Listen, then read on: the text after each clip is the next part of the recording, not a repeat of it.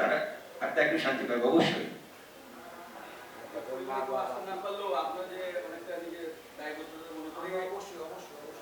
আপনারা কবে যেতে চাচ্ছেন? হ্যাঁ, আমরা যদি চলেন, আপনারা যদি থাকেন, আমরা আগামীকাল শুক্রবারে চলেন বাংলাদেশে আমরা যাই, আমরা আপনাদেরকে সাথে নিয়ে যাই। আর এইরকম যদি ঘটনা ঘটে, যে আপনাদের মাধ্যমে আবার একটু বলে দিচ্ছি, যদি আপনাদের মাধ্যমে জানা যায় যে কোনো পথ নবজাতক অথবা এরকম অসহায় নবজাতক বা শিশু কোনো হাসপাতালে আসলে মারা গিয়েছেন, তাকে আসলে নিয়ে আসার কোনো ব্যবস্থা নাই, আমরা ইনশাল্লাহ সহযোগে চেষ্টা করব। ঢাকা মহানগর উত্তর এবং দক্ষিণ আমরা সহযোগে নিয়ে আসার চেষ্টা করব।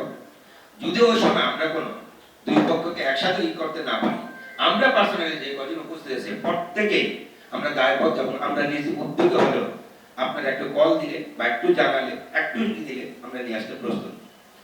আপনাদের সাথে যোগাযোগ করার সহজ মাধ্যম কি?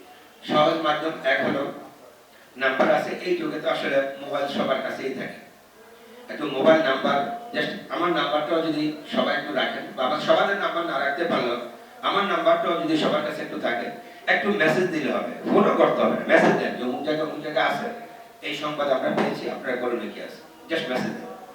আমার নাম্বারটা 0171340925।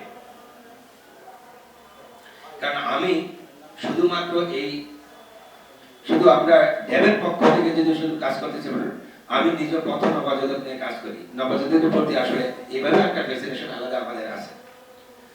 আর জনাব তারেক রহমান সাহেব, যিনি বিএনপির ভারপ্রাপ্ত চেয়ারম্যান, উনি বলেছেন যে কোন শিশু এবং কোন নবজাতক বিনা চিকিৎসায় মারা যায়, এটা আপনাদের সামনে যেন না ঘটে, আপনারা শুধু এটা খেয়াল রাখেন। উনি এখন হয়তো দেশের অবস্থার পরিবর্তন হয়েছে।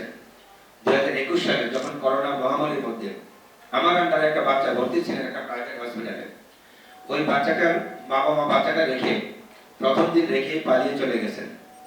বাচ্চাটা ওইখানে প্রায় 69 দিনের মতো চিকিৎসাধীন অবস্থায় ছিল। তাদেরকে আর কোথায় খুঁজে পাওয়া যায় না। তাদের বাড়ি ছিল সুনামগঞ্জের দিরাই উপজেলায়, ঢাকা শহরে করোনা প্রবাহ আসছিল। সেই বাচ্চার চিকিৎসার সমস্ত দায় দায়িত্ব বহন করেছিলেন জনাব তারেক রহমান সাহেব 2021 সালে।